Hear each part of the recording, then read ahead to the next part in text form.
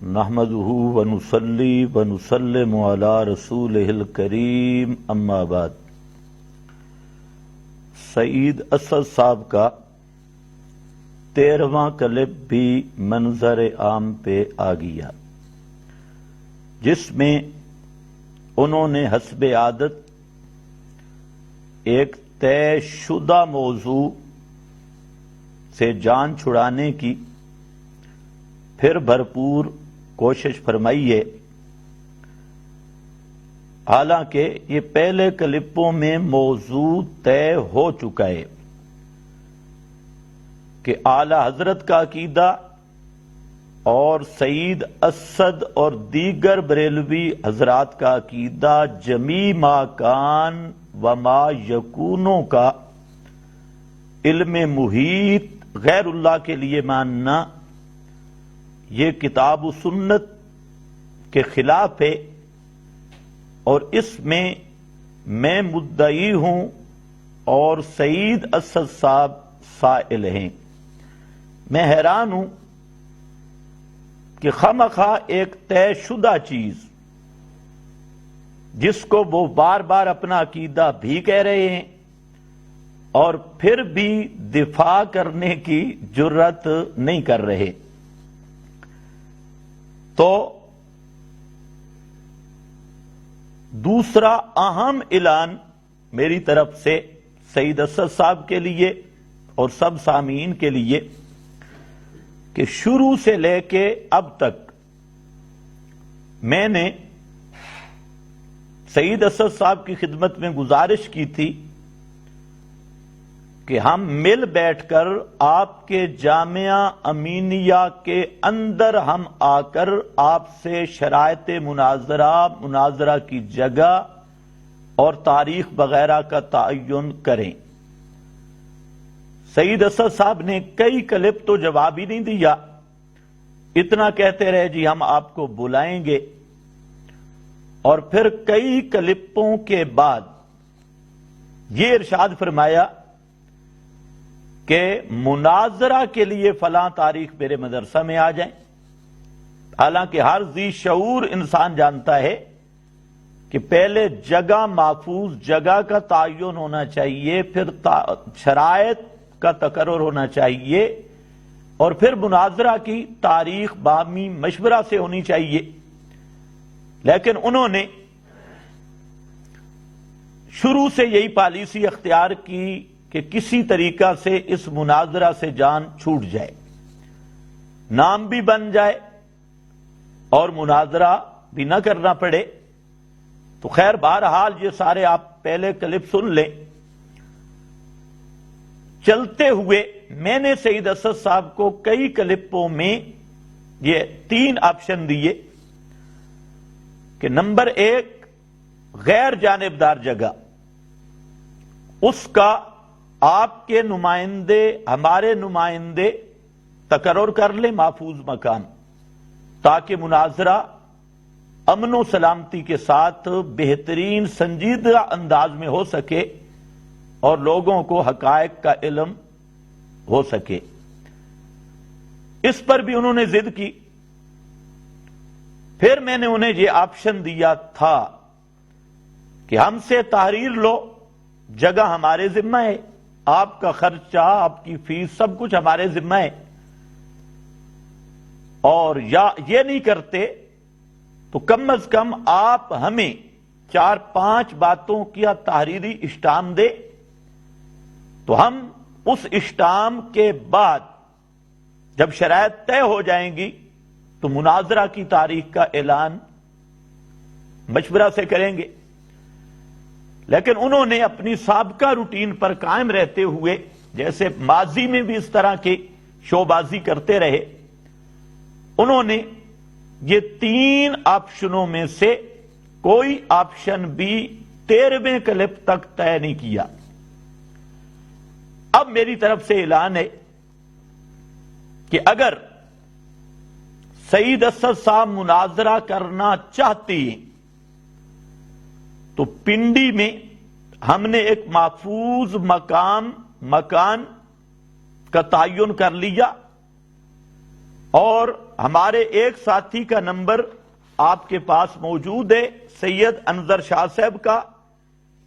دوسرا بھی نمبر ذرا نوٹ فرما لیجئے، 030027777874، یہ الحاج ابراہیم صاحب، اور 030187075549، یہ جناب عزت مآب حضرت قاری دلاور خان صاحب اور سید انظر شاہ صاحب، وہ بھی تاجر ہیں، اور یہ حضرات بھی تجارت کے ساتھ ان کا تعلق ہے۔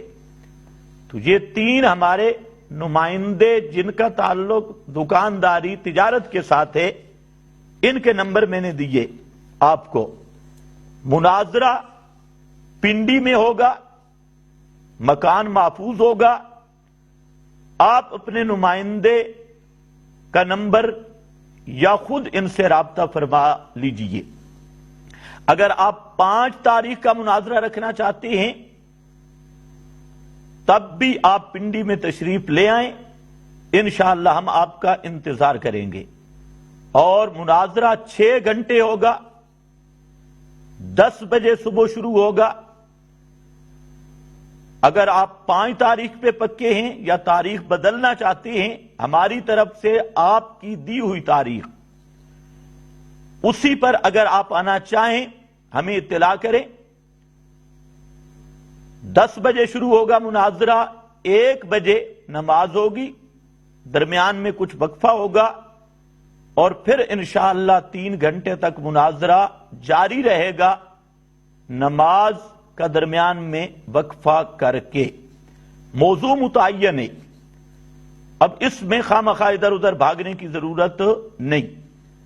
اگر آپ اس پہ بھی نہ آئے تو پھر یہ آپ کا فرار ہوگا اور مناظرہ سے جان چھڑانے والی بات ہوگی۔ چلو اب آپ کی سب ٹینشنیں ختم، آپ نے ہماری کسی بات کو بھی قبول نہیں کیا، لیکن ہم یہ چاہتے ہیں کہ اتنی لمبی گفتگو آپ خود سن لیں کہ 13 کلپوں میں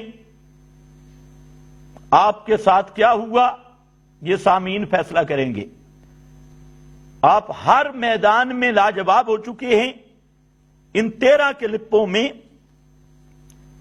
میں نے آپ کے عقیدہ جمی ما کان و ما یکون آپ کے کہنے پر اس کا 12 آیات سے توڑ پیش کر چکا ہوں، کسی ایک کا جواب بھی حضرت سید اسد صاحب نے نہیں دیا۔ اسی طرح سید اسد صاحب سے تقریباً 42 سوال کر چکا ہوں، لیکن سید اسد صاحب نے کسی ایک سوال کا جواب بھی نہیں دیا۔ اعلی حضرت بریلوی کے ایمان پر 10 وجوہ سے بریلوی اکابرین کی عبارات، اعلی حضرت کے اپنی عبارت بحوالہ پیش کر چکا ہوں، ان کے کفر پر اور 10 وجوہات کفر بیان کر چکا ہوں، لیکن سید اسد صاحب نے کسی ایک حوالے کو نہ غلط کہنے کی جرت کی نہ انکار کیا۔ اگر کہتا تو میں دکھا دیتا۔ تو اسی طرح تقریباً 23 تنقیحات اور وضاحتیں طلب کر چکا ہوں اس کے عقیدے پر۔ ساری دنیا نے دیکھا کہ امام المناظرین اپنے عقیدے کی تنقید نہیں کر سکے۔ 23 تنقیحات میں سے کسی ایک کا بھی جواب نہیں دیا۔ بہرحال یہ میری طرف سے اعلان ہے، اس کو ذرا غور سے سن لو۔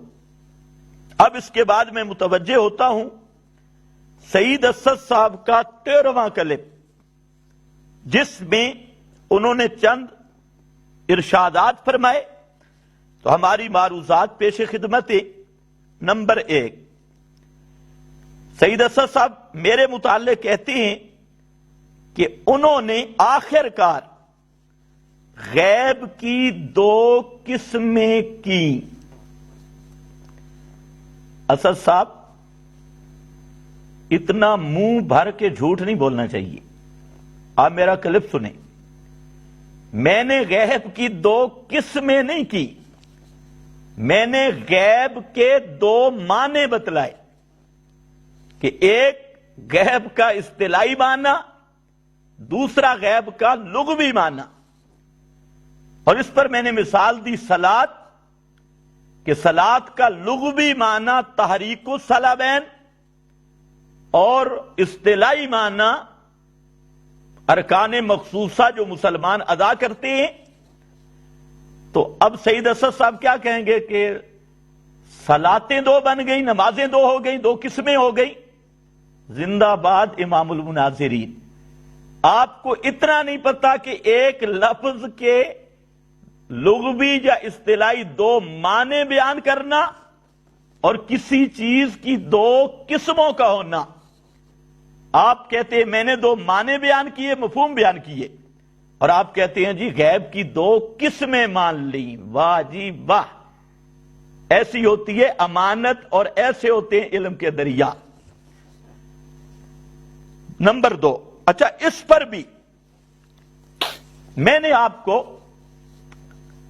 صلاۃ کا معنی بتایا، تحریک الصلابین۔ اب آپ کی عوام تو سمجھتی نہیں تو آپ کو داد دیتی کہ صلاۃ کا لغت میں معنی تحریک الصلابین، چوتڑوں کو حرکت دینا۔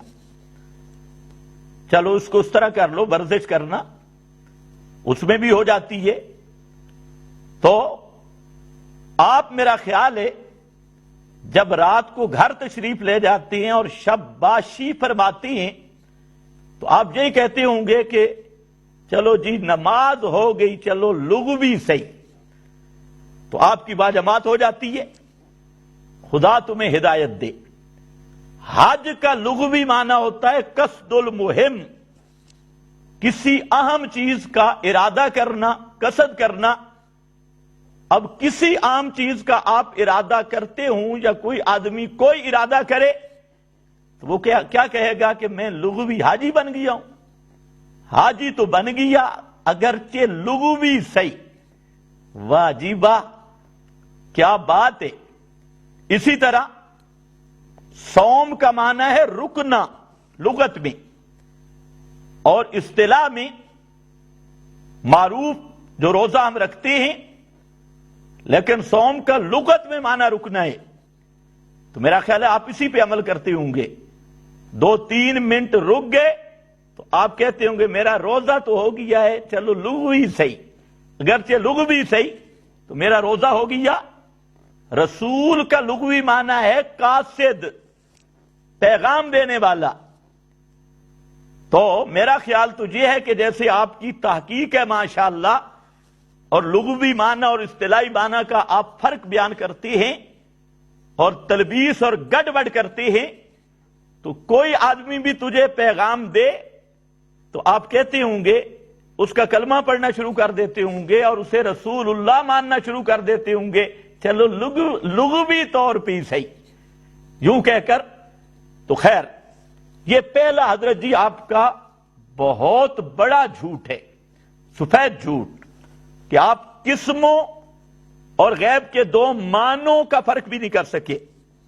نمبر 2، سعید صاحب کہتے ہیں ہم نے کب اطلاع اور علم کا فرق کیا ہے، کب فرق کرتے ہیں؟ حضرت جی غور فرما لیں، یہ بھی آپ کی جہالت ہے۔ کاش آپ نے شرح عقائد پڑھی ہوتی، وہاں پر اسباب العلم ثلاثۃ، علم کے 3 اسباب ہیں، ان میں ایک خبر صادق بھی ہے جس کو اطلاع کہہ دیں، خبر کہہ دیں۔ تو خبر اور اطلاع یہ سبب ہے علم کا۔ آپ کہتے ہیں ہم فرق ہی نہیں کرتے، جس طرح آپ کا وجود مبارک مسعود اندہ کا، آپ کے نزدیک تو مبارک ہوگا، ہمارے نزدیک تو کوئی اور ہی چیز ہے۔ تو آپ کا جو وجود ہے اس کا ظاہری سبب آپ کے والد کا وجود ہے۔ اب آپ اس میں جھگڑا ڈالیں کہ میں خود بیٹا بھی ہوں اور باپ بھی ہوں، کوئی فرق نہیں۔ تو ہمیشہ سبب الشے اور شے میں فرق ہوا کرتا ہے، آپ تھوڑا سا غور فرما لیں۔ نمبر 3، آپ نے یہ بھی فرمایا کہ اہل سنت کو پہلی فتح مبارک۔ شاباش، اتنی چیزیں قرض اٹھا کر بھی فتح کا لفظ تیری زبان پہ آیا، تیری زبان لرزی کیوں نہیں؟ آخر لوگ کلپ نہیں سن رہے کہ 42 سوال ہضم کرنے والا 12 آیات کے جواب میں ایک لفظ تیری زبان سے نہیں نکلا، اور 23 کے قریب تنقیحات اور 10 کفر اعلی حضرت کے ہضم کر کے، اور کہتا ہے جی یہ اہل سنت کو فتح۔ تو اسد صاحب تیری پہلے بھی اس طرح کی فتح ہوتی ہے۔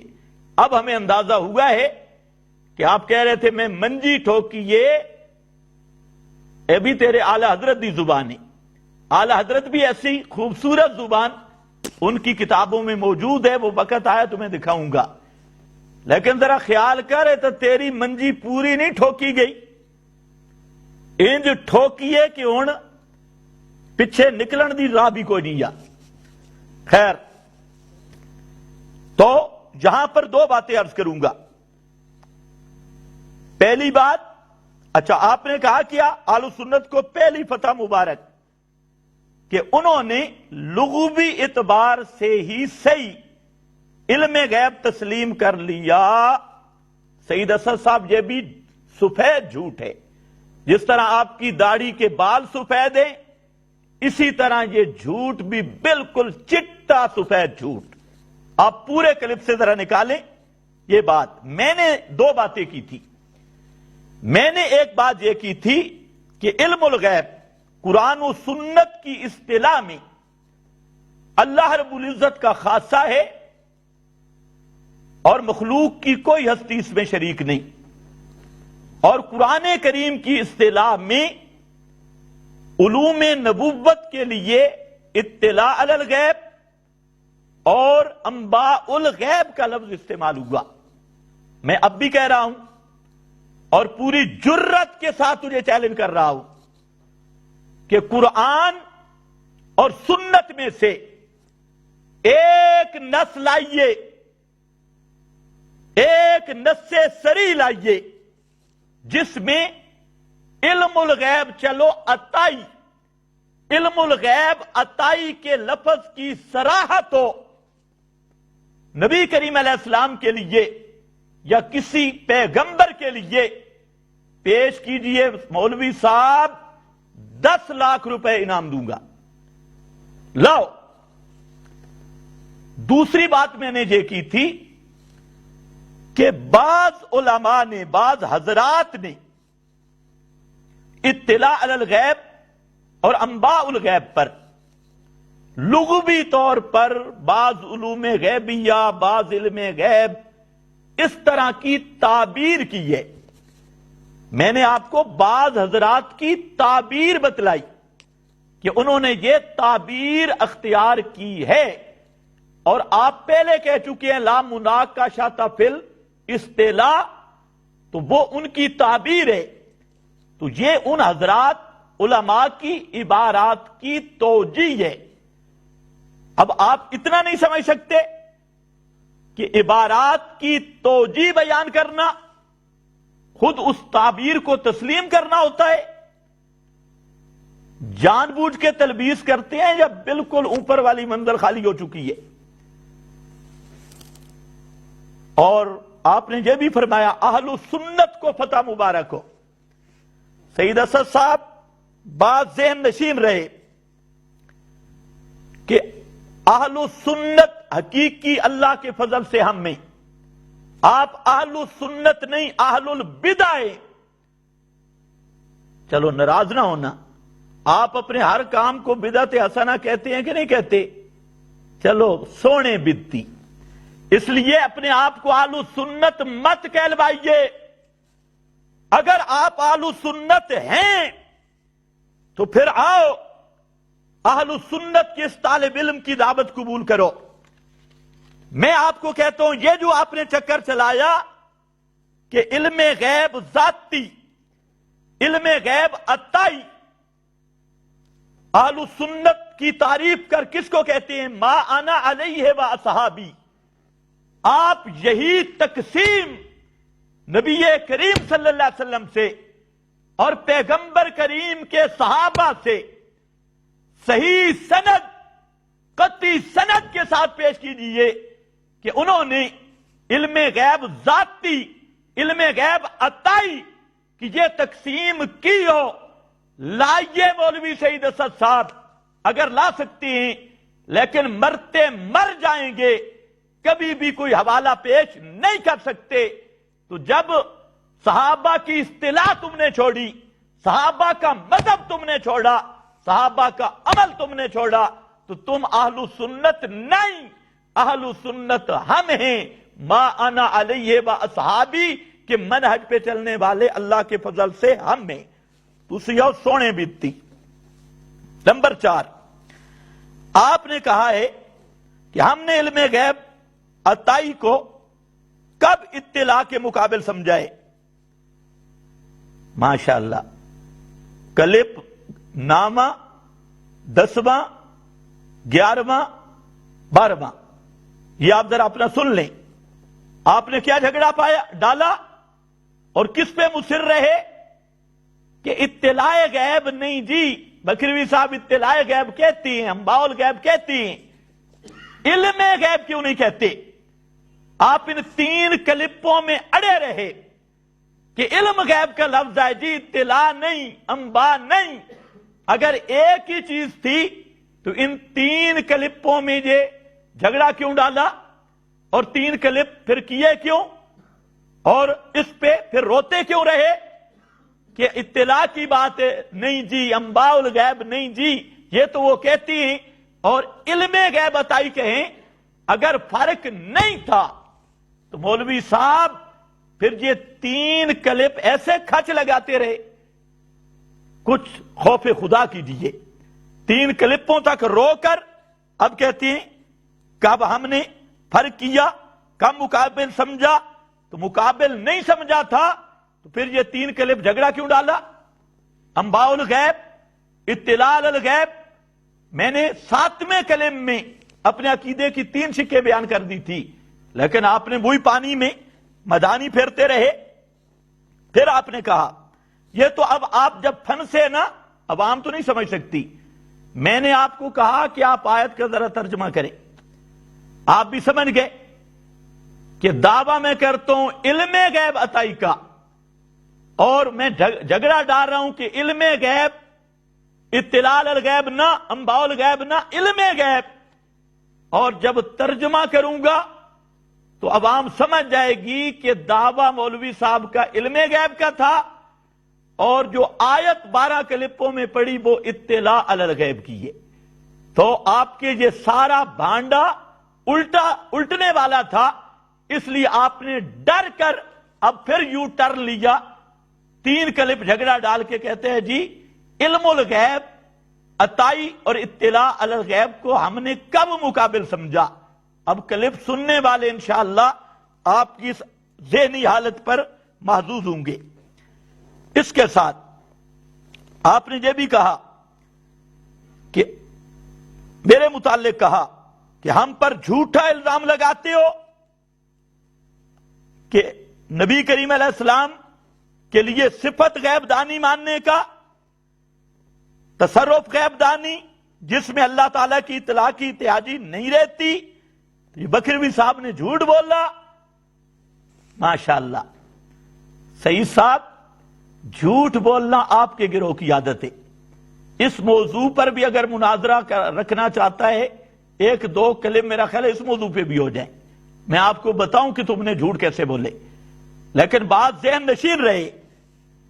اس سے بھی اب میں پیشین گوئی کر رہا ہوں کہ آپ نے یو ٹرن لینا ہے اور تعویلیں کرنی ہے. یہ ہے جناب آپ کے اعلی حضرت احمد رضا خان، جس کو آپ کہہ رہے تھے میرا امام. یہ امام آپ کا امام توقان احمد رضا خان، اس کی کتاب الامن والعلا، اس میں فرماتی ہیں، یہ ذرا اپنی کتابوں کا بھی مطالعہ کیا کر، فرماتی ہیں انبیاء کا غیب پر مطلع ہونا ایسا نہیں کہ اتفاقاً کوئی بات بتا دی گئی، ایسا نہیں کہ اتفاقاً کوئی بات بتا دی گئی، بلکہ اللہ تعالیٰ انہیں ایک وصف عطا فرماتا ہے. اللہ تعالیٰ انہیں ایک وصف عطا فرماتا ہے جس کے ذریعہ وہ غیب کے ادراک فرمایا کرتے ہیں. سعید صاحب، یہ آپ کے امام توقان ہے احمد رضا خان، یہ فرما رہے ہیں. اور اسی طرح ایک صفت دی ہے جس سے وہ غیب کی آئندہ باتیں جانتے ہیں. ایک صفت دی ہے جس سے وہ غیب کی آئندہ باتیں جانتے ہیں. اب ذرا فیصلہ کر، میں نے جھوٹ بولا یا آپ کذاب ہیں؟ اب کر فیصلہ. اور آپ نے کہا ہم بڑے مباحد ہیں، اب کر فیصلہ یہ مشرک ہے یا نہیں. یہ آپ کا امام، آپ تو مباحد بن گئے، اور یہ اس چیز کو صفت غیب دانی کہہ رہا ہے، غیب جاننے کی صفت. تو اب ذرا ہمت کیجئے اور اس کو کہو مشرک. یہ آپ کا امام ہے. اسی طرح اور بھی حوالے بہت ہیں لیکن کلپ لمبا ہو جائے گا. اب ذرا سنیے، آپ نے کہا ہے کہ ذاتی میرے متعلق کہا اور پھر اس پہ تبصرہ کیا کہ ذاتی عطائی کی تقسیم قرآن میں نہیں ہے.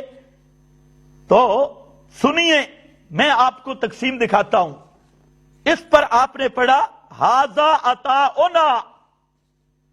سعید اسد صاحب تلبیس نہ کیا کرے، آپ نے ساری زندگی تلبیس کی، اب بھی اسی تلبیس میں ہیں. یہ ھذا عطاؤنا کا کیا معنی؟ کہ علم غیب عطا ہوا. کچھ ہوش بھی کریں، قرآن پہ جھوٹ نہ بولیں. یہ آپ نے قرآن پہ جھوٹ بولا ہے اور لوگوں کو چکر دیا. بات یہ ذاتی عطائی کی بات نہیں، بات ہے علم الغیب کی تقسیم ذاتی عطائی کی. پھر ذہن میں رکھ لے، صرف علم کی بات نہیں، علم الغیب کی بات، ذاتی عطائی کی. تو ھذا عطاؤنا سے اگر علم الغیب عطائی نکال دے، چلو 1,00,000 روپیہ یہاں سے بھی وصول کر لے. نمبر 7، آپ نے یہ بھی کہا ہے کہ حضرت سلیمان کو فرمایا تھا ھذا عطاؤنا، اور اس سے آپ نے لوگوں کو دھوکہ دیا کہ یہ ذاتی علم غیب عطائی علم غیب والی تقسیم قرآن میں موجود ہے. سعید اسد صاحب، تجھ سے تو وہ ہد عقل مند تھا جو حضرت سلیمان کے پاس آیا اور کہتے احطت بما لم تحط بہ. پیغمبر کے سامنے کہتا ہے میں وہ ایریا دیکھ کے آیا ہوں حضرت جی جس کی تمہیں ہوا ہی نہیں لگی، جس کا تمہیں علم ہی نہیں ہے. یہ وہ ہد کو قرآن نے ذکر کیا. سعید اسد صاحب، کاش تجھ سے وہ چمٹی کا عقل زیادہ تھا اور سمجھ زیادہ تھی جو کہہ رہی تھی لا یحتمنکم سلیمان وجنودہ وہم لا یشعرون. حضرت سلیمان، اس کے لشکر کے پاؤں کے نیچے ہم روندی جائیں گی لیکن انہیں شعور تک نہیں ہوگا. اللہ نے چمٹی کی بات بھی ذکر کی، ہد کی بھی. وہ تو سمجھتے تھے، ہد بھی چمٹی بھی، کہ علم الغیب اللہ کا خاصہ ہے. حضرت سلیمان باوجود اتنی شانوں کے وہ غیب دان نہیں، نہ ذاتی تھے نہ عطائی. کاش مولوی سعید صاحب تیرے اندر ہد جتنی سمجھ ہوتی یا اس چمٹی جتنی سمجھ ہوتی تو کبھی اس طرح کے یک نہ مارتا. نمبر 8، آپ نے کہا ہے بہت زبردست مولوی صاحب، اب مزہ آئے گا. اس کو کہتے ہیں کڑکی کے اندر پھنسنا. اب پتہ چلے گا. آپ نے کہا الوہیت ایک ایسی صفت ہے جو قابل عطا نہیں. تو مولوی صاحب ذرا وضاحت کیجئے، الوہیت قابل عطا نہیں، خواص سے الوہیت قابل عطا ہیں؟ الوہیت قابل عطا نہیں، خواص سے الوہیت، علم الغیب یہ خاص سے الوہیت ہے. تو یہی بات تو ہم آپ کو سمجھا رہے تھے جو اب آپ کو سمجھ آئی. اس کو کہتے ہیں فتح. اب ذرا خیال کرنا کہ علم غیب الوہیت عطا نہیں ہو سکتی، تو علم غیب الوہیت کا خاصہ ہے. قرآن نے یہی ثابت کیا ہے. تو ہم یہی کہتے ہیں جس طرح الوہیت عطائی نہیں ہوتی، اسی طرح علم الغیب والی صفت بھی عطائی نہیں ہوا کرتی. اب چاسا سی کہ مزہ آئے گا انشاءاللہ. اس لیے لا الہ الا اللہ اس کا جب معنی ہوگا تو معنی یہ ہوگا اللہ کے سوا کوئی ذاتی الہ بھی نہیں اور مزعومہ عطائی الہ بھی نہیں. اور جب معنی ہوگا قل لا یعلم من فی السماوات والارض الغیب الا اللہ، تو مولوی صاحب وہاں پر بھی معنی یہی ہوگا کہ اللہ کے سوا کوئی ذاتی طور پہ بھی علم غیب نہیں رکھتا، کوئی عطائی طور پر بھی علم غیب نہیں رکھتا. اب مزہ آیا، ورنہ پوری دنیا بریلویت کو میرا چیلنج ہے، امام المناظرین سمیت، کہ لا الہ الا اللہ میں عطائی الوہیت کے قائلین کا رد کر کے دکھاؤ، اور پھر اپنی تعویلیں پیش کرو کہ لا الہ الا اللہ میں ذاتی الوہیت کی نفی ہے اور عطائی الوہیت کی نفی نہیں. اس کو کہتے ہیں کہ الجھا ہے پاؤں یار کا زلف دراز میں.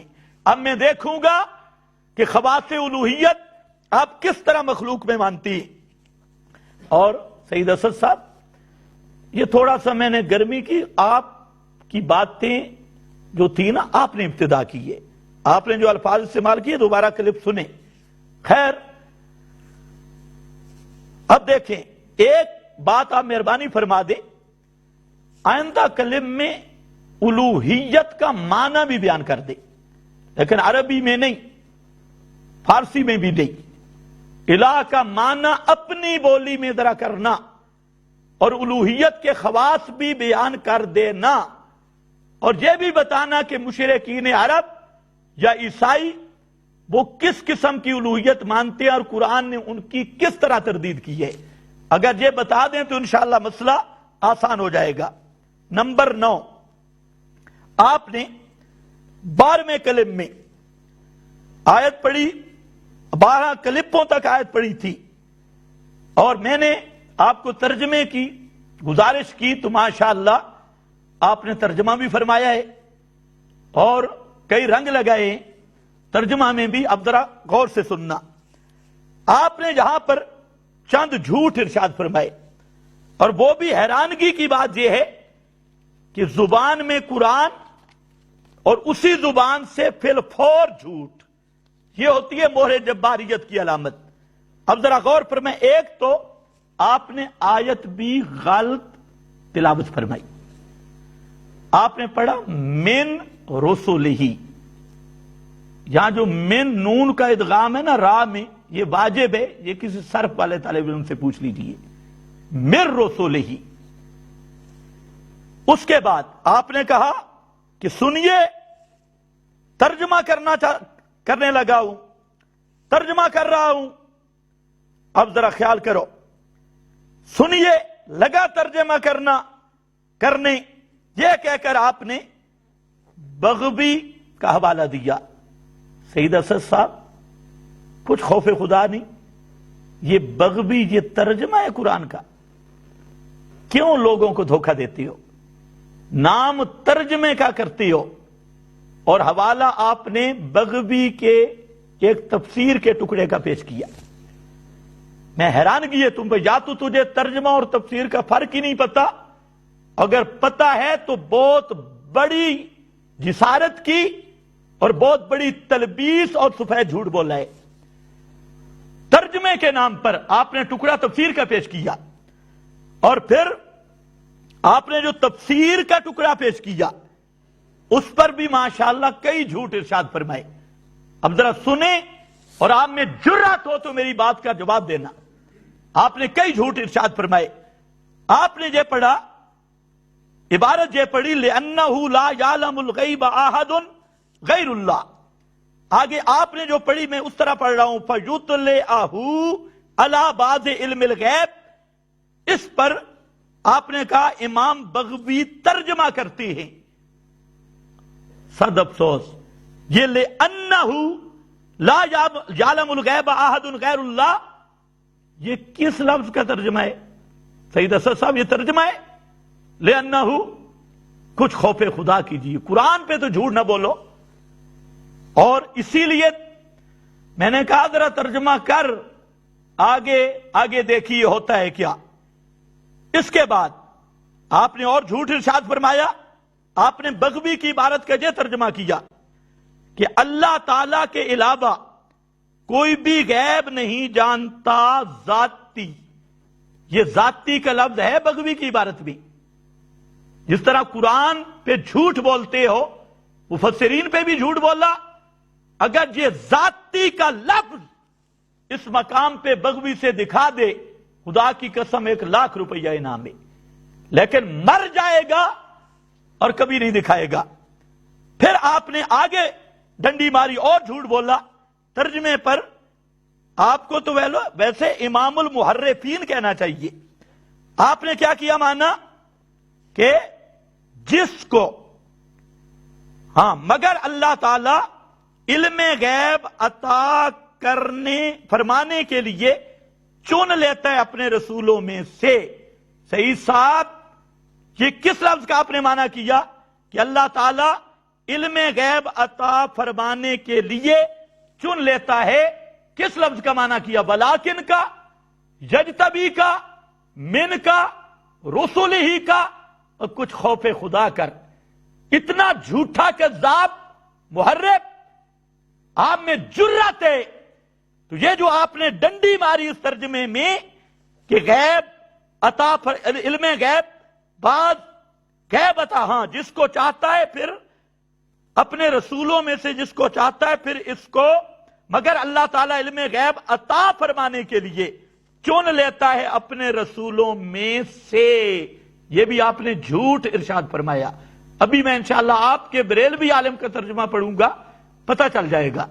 اس کے بعد آپ نے فرمایا میں سے۔ سعید اسد صاحب یہ بھی آپ کا جھوٹ ہے۔ چلو یہ میری بات نہیں، یہ سعیدی سے پوچھ، غلام رسول سعیدی سے۔ یہ آپ کے اعلی حضرت نے بھی ترجمہ کیا، لیکن غلام رسول سعیدی نے تبیان القرآن میں لکھا کہ اس ترجمے کا مطلب یہ بنتا ہے کہ کچھ رسول اللہ کے پسندیدہ ہیں اور کچھ نہیں۔ آپ نے من تبعیضیہ بنا کے ترجمہ کیا۔ اب آپ خود فرمائیں کہ جو بعض رسولوں کو پسندیدہ نہ مانے وہ کافر ہے یا مسلمان؟ بولیے، یہ آپ کا ترجمہ ہے میں سے۔ اس کے بعد آپ نے ایک اور ڈنڈی بھی لگائی اور آپ نے کیا کہا کہ تو مانا یہ کہ اللہ تعالی ہر ایک کو علم غیب عطا نہیں فرماتا۔ یہ کس لفظ کا مانا یہ بھی آپ نے سری ڈنڈی لگائی۔ اس کے بعد اس علم غیب عطا فرمانے کے لیے اپنے رسولوں کو منتخب فرماتا ہے۔ مولوی سعید صاحب، اسی لیے تو آپ کہتے ہیں 2 گھنٹے ہوں، ہم تو ایک ایک لفظ سے آپ کو پکڑیں گے۔ آپ نے یہ ترجمہ بھی غلط کیا۔ اور یہ حق کی کرامت ہے، 13 کلپوں میں 1 آیت پڑھی اور اس آیت پہ 5 جھوٹ بولے۔ اب ذرا تیرا پارا تیز نہ ہو جائے۔ یہ ہے آپ کے غلام رسول سعیدی، بریلوی عالم۔ اس کا ترجمہ دیکھ، اس میں یہ ترجمہ کر رہے ہیں وَمَا كَانَ اللَّهُ لِيُطْلِعَكُمْ عَلَى الْغَيْبِ وَلَكِنَّ اللَّهَ، اور اللہ کی یہ شان نہیں کہ تم عام مسلمانوں کو غیب پر مطلع کرے، لیکن اللہ جن کو چاہتا ہے چن لیتا ہے، اور وہ اللہ کے سب رسول ہیں، اور وہ اللہ کے سب رسول ہیں۔ یہ معنی ہے سعیدی کا جو ترجمہ اس نے کیا۔ باقی بریکٹوں میں تو آپ آگے پیچھے پھرتے رہتے ہیں، ترجمہ اور الفاظ کا ترجمہ یہ ہے۔ تو ایک بات تجھے ہے یہ قبول فرمائیں، یہ سیدی صاحب ہے۔ اب ذرا اس سے آگے چلیں، آپ نے بغوی کا نام لیا اور یہاں پر بھی ایسے فن سے کہ اب ذرا سوچیں، آپ نے جو حوالہ پیش کیا اور خود ترجمہ یہ کیا، پھر اس کو بعض علم غیب پر مطلع فرما دیتا ہے۔ مطلع، پھر وہی اطلاع والی بات آ گئی، بعض علم غیب پر مطلع فرما دیتا ہے۔ اب سعید صاحب ذرا سوچنا، آپ نے کہا کہ یہ ہے ترجمہ، تو بغوی نے ترجمہ یہ کیا کہ بعض چھپی باتوں پر اللہ رسولوں کو مطلع فرماتا ہے۔ آپ کہتے ہیں یہ ترجمہ ہے، تو یہ قرآن کی آیت کا اگر ترجمہ یہ ہو اور آپ کے اعلی حضرت کا عقیدہ ہو جمیع ماکان کا، عمر اچھروی مفتی احمد جار کا ہو علم غیب کلی کا، تو انصاف سے فرمائیے جن کا عقیدہ قرآن کے ترجمہ سے ٹکرائے وہ مسلمان ہوگا یا کافر ہوگا؟ تو آپ کے جمیع ماکان و ما یکون کے عقیدے کا کفر مولوی سعید اسد صاحب آپ نے اس ترجمہ سے ہی کر دیا۔ ترجمہ خود کیا، ترجمے میں یہ بات چھپی چیزیں، عقیدے میں جمیع ماکان، علم محیط، ہر ذرہ ہر چیز کا علم تفصیلی، تو آپ نے یہ ترجمہ کر کے ثابت کر دیا کہ اعلی حضرت کا عقیدہ اس آیت کے ترجمے کے خلاف ہے، مطلب ہے قطعی دلالت کے خلاف۔ مفتی احمد جار عمر اچھروی کا اس قطعی دلالت آیت کے خلاف ہے۔ لیجئے، مجھے کہتا تھا فتویٰ 5 مدارس سے لے آ، اب تو سعید اسد کے ترجمے سے احمد رضا، مفتی احمد جار اور بریلوی مولوی علم غیب کلی کے قائل، جمیع کے قائل، محیط کے قائل، وہ کافر ثابت ہو چکی ہے۔ فللہ الحمد، اس کو کہتے ہیں حق کی فتح۔ فتح یوں ہوتی ہے۔ اب ذرا دیکھو، اس کے بعد آپ نے بغوی کا نام لیا، اور آپ کو کیا حق ہے بغوی کا نام لینے کا؟ یہ آپ کی کتاب تحفظ عقائد اہل سنت، اس کا حوالہ پہلے بھی دے چکا ہوں۔ آپ کی کتاب مقیاس حنفیت اور کتابیں یہ کہہ رہی ہیں کہ رسول اللہ صلی اللہ علیہ وسلم کے لیے ایک چیز کے بھی علم کا انکار کرنے والا وہ کفری عقیدہ کا حامل ہے اور نبوت کا منکر ہے۔ اور امام بغوی کون ہے؟ ذرا تجھے بتاؤں، اور میری آیت بھی بن جائے گی 13، 12 پہلے پیش کر چکا ہوں، 13ویں آیت پر امام بغوی کی بات تجھے بتاؤں۔ امام بغوی کون ہے؟ فرماتے ہیں وَعِندَهُ مَفَاتِحُ الْغَيْبِ لَا يَعْلَمُهَا إِلَّا هُوَ۔ اس آیت کے تحت سورہ انعام، اس آیت کے تحت آیت نمبر 59، امام بغوی نے حضرت عبداللہ ابن عمر سے روایت لائی کہ یہ جو مفاتیح الغیب ہیں، مفاتیح الغیب 5 لا یعلمها الا اللہ، غیب کی چابیاں 5 ہیں، ان کو اللہ کے سوا کوئی نہیں جانتا۔ اور پھر حضرت عبداللہ ابن مسعود کا فرمان لائے جس کا حاصل یہ ہے اوتی نبیکم علم کل شیء الا علم مفاتیح الغیب، جس کا حاصل یہ ہے کہ اللہ رب العزت نے نبی کریم علیہ السلام کو غیب کی چابیاں، یہ 5 چابیاں عطا نہیں کی، عطا نہیں کی، سعید اسد صاحب عطا نہیں کی۔ یہ حضرت عبداللہ ابن مسعود کی روایت لایا، اور امام بغوی یہ روایت لا کے بتانا چاہتا ہے کہ عندہ مفاتیح الغیب لا یعلمها الا ہو، یہ ذاتی کی صرف نفی نہیں، اس میں نفی ذاتی کی بھی ہے، عطائی کی بھی ہے۔ آپ نے کس منہ سے بغوی پیش کی؟ اب یہ بھی قبول فرمائیں۔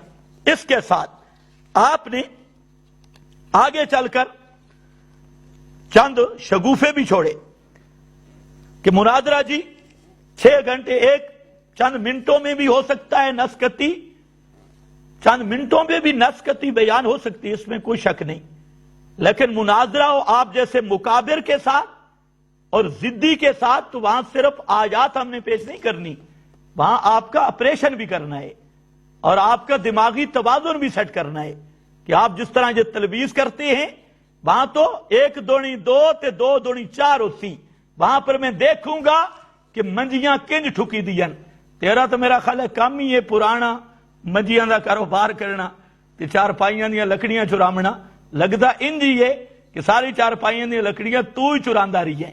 انشاءاللہ پتہ لگ سی تو میرے استاد کا نام لیتا ہے، پہلے بھی میں نے آپ کو کہا شرم کیجیے، آپ مجھے گالیاں نکالیں میں آپ کو جواب نہیں دوں گا، لیکن میرے شیخ کی توہین کی خدا کی قسم پھر آپ اپنا حشر دیکھیں گے۔ آگے ذرا چلے، 5 مدرسوں سے لکھوا کے لاؤ، اس کا جواب میں دے چکا ہوں۔ 5 مدرسوں سے تب لکھواتے کہ کافر ہم کہتی، کافر جب احمد رضا کہے، آپ کے مولوی کہیں تو مدارس کے دستخط کی ضرورت نہیں ہے۔ آپ نے چلتے ہوئے یہ بھی کہا کہ اعلیٰ حضرت کو کس نے کافر کہا، آپ نے جھوٹ بولا ہے۔ تو حضرت جی جب میں وہ حوالے دکھا رہا تھا اس وقت آپ مر چکے تھے۔ یہ جو پچھلے کلپوں میں نے حوالے دیے اور 10 وجوہات بیان کی، اس وقت آپ پہ سکتہ طاری تھا، آپ میں جرت نہیں ہوئی کہ آپ کسی حوالے کا انکار کرتے۔ اب میری طرف سے سن لو، آپ نے مجھ پہ لگایا جھوٹ کا الزام۔